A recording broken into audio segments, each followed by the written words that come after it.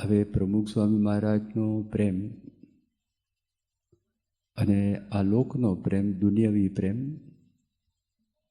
એમાં તો આસમાન જમીનનો ફરક છે.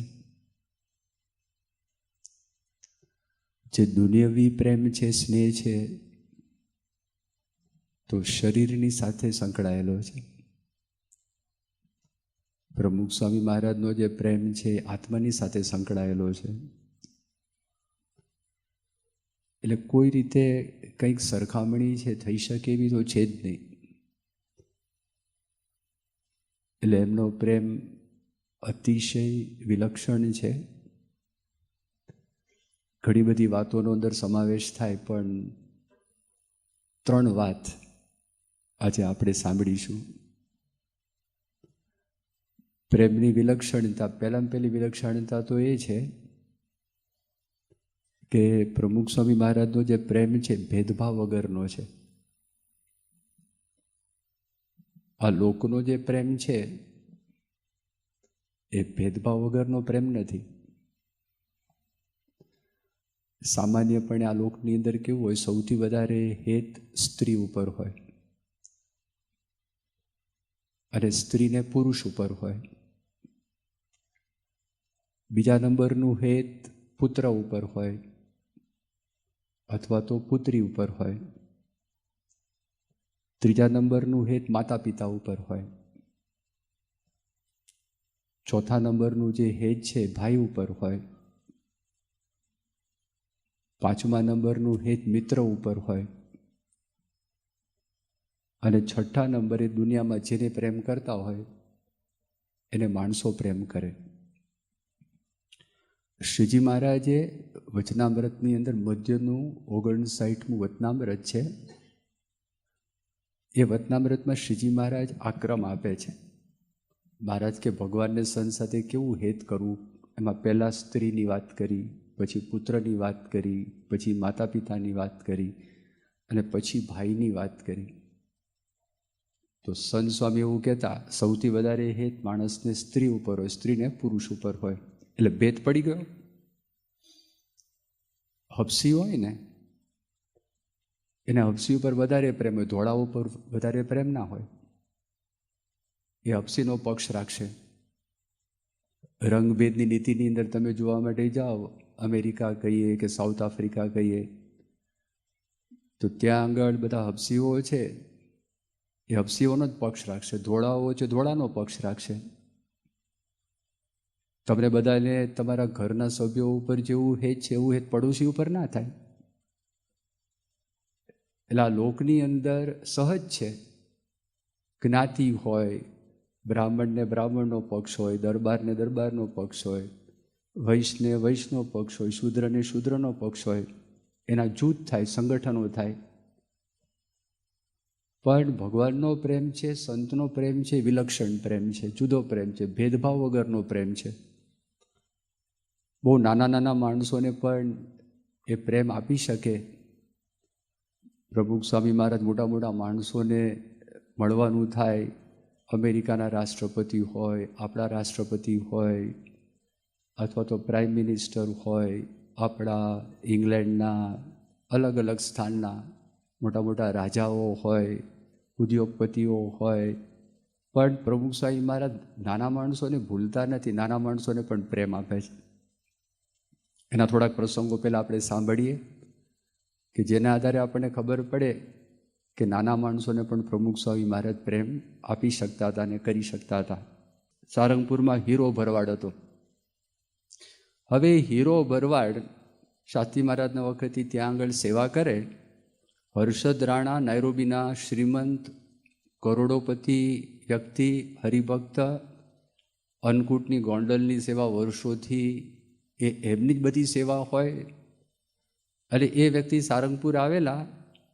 પ્રમુખ સ્વામી મહારાજ ઓળખાણ કરાવે ને, બે માણસ હોય સરખા સ્ટેટસના હોય ને ઓળખાણ તમે કરાવો. પ્રમુખ સ્વામી મહારાજ હીરા ભરવાડને એકચ્યુઅલી આમ પણ જોવા જોઈએ લૌકિક દ્રષ્ટિએ તો હીરા ભરવાડને એવું કહું છું, હર્ષદ રાણા આટલી બધી સેવા કરે છે, આ આમ કરે છે. પ્રમુખ સ્વામી એ રિવર્સ, હર્ષદ રાણાને હીરા ભરવાડનો મહિમા કે હર્ષદ રાણાની હીરા ભરવાડનો કે આ હીરો ભરવાડ છે, શાસ્ત્રી મહારાજના વખતથી સેવા કરે છે, મમત્વવાળો છે, આ છે તે છે. રિવર્સ એકદમ. મહારાજે વાત કરીને આ હરિભક્તો મોટા અને આ હરિભક્ત નાના, અમને એવું જણાતું નથી. મધ્યનું 13મું વતનામૃત એમાં શ્રીજી મહારાજ આ પોતે વાત કરે છે. હીરો ભરવાડ ધામમાં ગયો, આખું કારજ પ્રમુખ સ્વામી મહારાજે માથે લીધું. એની આખી જ્ઞાતિ હતી. જ્ઞાતિને આપણે સારંગપુર મંદિરમાં ત્યાં કોઠારીને વાત કરી કે આખા એના નાતને આપણે જમાડવાના અને સારામાં સારી રસોઈ આપણે કરવાની છે અને એ લોકોને જમાડજો. તો જો આવા ટાઈમે એ તો ધામમાં જતો રહ્યો હતો, એના જ્ઞાતિના માણસોનું કોઈને ખબર પણ નથી. પણ પ્રભુ સ્વામી મહારાજ છે જો એમનો સ્નેહ આ નાની વ્યક્તિ માટે, ત્યાં પણ હરિજન માણસ હોય પણ જો એ ભગત હોય તો મોટા પુરુષનો સ્નેહ કેવો. 1985ની સાલ ગુણાતીતાનંદ સ્વામીનો દ્વિશતાબ્દી મહોત્સવ ઉજવવાનો હતો. એ નિમિત્તે પ્રમુખ સ્વામી મહારાજ વડોદરા જિલ્લાના કુરાઈ ગામમાં આ ગયેલા અને એક ઉતારો ત્યાં આગળ હતો હરિભક્તના ઘરે. અને પછી આંગણાની અંદર ભોજન બાદ સંતો ચેષ્ટા બોલતા હતા.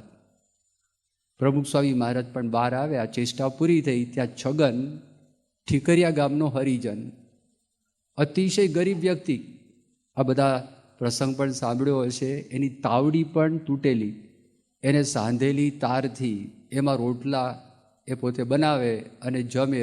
ઘરમાં કોઈ કરિયાણું નહીં. ચેષ્ટા પૂરી થઈ. પ્રમુખ સ્વામી મહારાજે વાત કરી, છગન ભજન ગા.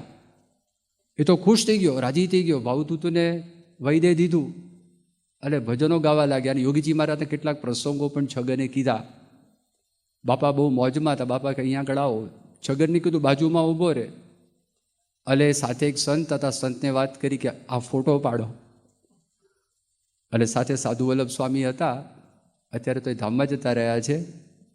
એમણે પોતે આંખે દેખેલો અહેવાલ એમને વર્ણન કર્યું કે મોટા રાજવી હોય અને એની પાસે ઊભા રહીને કોઈ ફોટા પડાવતા હોય તે પ્રમુખ સ્વામી મહારાજ ત્યાં ઊભા હતા. અને વિચરણ કરતાં કરતાં સ્વામી મુંબઈ પહોંચ્યા. તો મુંબઈની અંદર પ્રમુખ સ્વામી મહારાજે યાદ કરાવ્યું જે સંતે ફોટા પાડેલા ને કે પેલા કુરાઈવાળો ફોટો છગનને મોકલી આપજો એમને. આ જો હરિજન. આપણા દેશની વાત કરી, પરદેશની અંદર બધા હબસીઓ, સામાન્ય વ્યક્તિ. નાથન કહારા કેન્યા દેશમાં નાઇરોબીની અંદર જે મેયર હતા, એ મેયરના ડ્રાઈવર પ્રમુખ સ્વામી મહારાજ નાથન કહારાને મળ્યા, સ્વામીને સ્મૃતિ ભેટ આપી અને પ્રમુખ સ્વામી મહારાજ ઉતારે પધારવાના હતા અને વચ્ચે ગવર્મેન્ટ હાઉસમાં પણ જવાના હતા. એ મેયરે પોતાની ગાડી મોકલી, એનો ડ્રાઈવર હતો. પ્રમુખ સ્વામી મહારાજે તો ગોઠડી શરૂ કરી દુભાષા દ્વારા. સ્વામીને એની ભાષા આવડે નહીં અને પેલા કેવા લાગે. એની જિંદગીની અંદર કોઈ વીઆઈપી વ્યક્તિએ એના વિશે પૂછ્યું નહોતું. મેયરની ગાડીમાં બેઠા હોય, અદબ રાખવાની હોય, એને રસ્તા પર ધ્યાન રાખવાનું હોય. પ્રમુખ સ્વામી મહારાજે પૂછ્યું નામ શું, કુટુંબના સભ્યોની વાત કરી, શું કરે છે, કેમ કરે છે, એવી ગોઠડી માંડી. તો પેલો એવો રાજી થઈ ગયો. પ્રમુખ સ્વામી મહારાજને વાત કરી કે સ્વામી તમારે સમય છે? પ્રેમથી પૂછ્યું. બાપા જોવા લાગ્યા. એનો પ્રેમ હતો કે તમારી પાસે સમય હોય તો આ ગાડીમાં આખું નાઇરોબી શહેર તમને બતાવું. આખું નાઇરોબી શહેર હું તમને બતાવી દઉં. એકદમ ખુશ થઈ ગયો, રાજી થઈ ગયો, પ્રસન્ન થઈ ગયો. જો આવો જોહેનિસબર્ગ સાઉથ આફ્રિકામાં આપણું મંદિર તૈયાર થયું. નરેન્દ્રભાઈ ભટ્ટ ગોંડલની અંદર પ્રમુખ સ્વામી મહારાજ હતા, તે દર્શન માટે આવેલા. એમણે વાત કરી સ્વામી મંદિરની સાફસૂફી માટે આપણે કેટલાક જે અપસીભાઈ છે કાળિયા એને રાખેલા છે, પણ કેટલાક હરિભક્તોને ગમતું નથી. સ્વામી એકદમ બોલી ઉઠ્યા. સ્વામી કે વળી પાછો ત્યાં રંગભેદ ક્યાં